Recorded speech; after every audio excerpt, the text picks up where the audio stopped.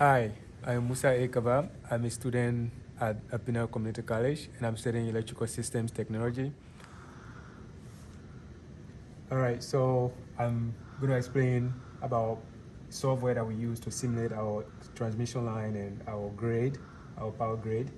And so the first simulation I'm going to run here is a balancing area, like generation facilities to transmission line to distribution line. So let's do a little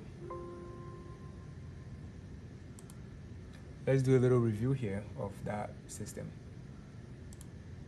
So this is a transmission grid system, especially with the generation facilities and how power is generated from one location and then transmitted to the next location, and how that affect the transmission grid and also how electricity is provided to your homes.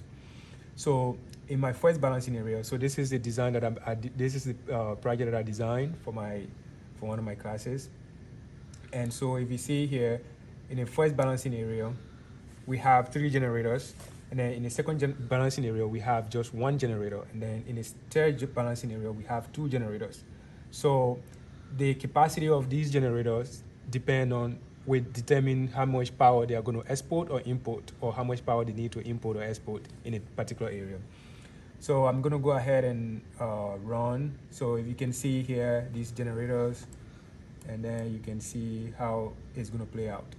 So I'm going to go ahead and run this simulation, and then you will see the power flow, whether a balancing area, one of the region, is actually importing power or is exporting power, or it could be doing both of them at the same time. So let me go ahead and run this simulation, and then we can see. All right, so if you see this simulation running, I'm going to zoom in here a little bit.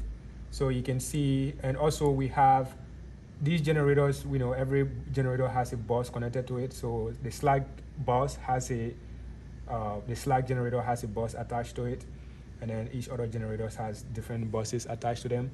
So you can see the power flow, how the power is flowing, and you can see in the first balancing area, we have generations that are going out, and then we also have some generation coming in the balancing area in that first generation. And you can see that the first region of our grid is actually, the second region is sending about 33 megawatt of power to area 1, and then area 3, which has a lot of big generators, it has only 2 generators, but these generators are very big. They are like 170 megawatt and 100 megawatt capacity generators. So they are actually exporting 222 megawatt into area 1.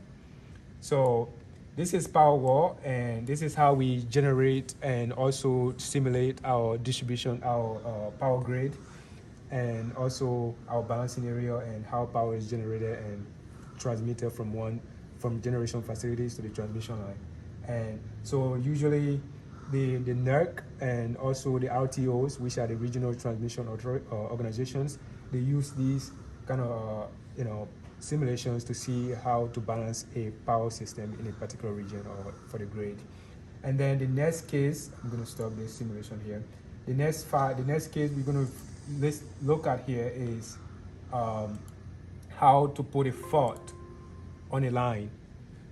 Like if you have a fault on a line, how do you identify which bus had a fault? Or you can actually put a fault on a particular bus and see the parameters, like what's going to happen with the voltage, with the power, and also with the current. And you can also see power factors, information, and a lot of other information. So we're gonna put a fault here at bus. So we're gonna zoom in on bus 3.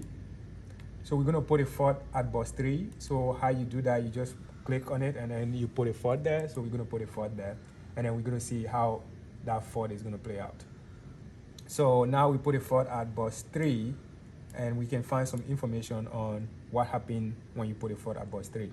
So we're gonna come to fault, and then we're gonna see bus record, and then we can actually calculate the fault at each bus.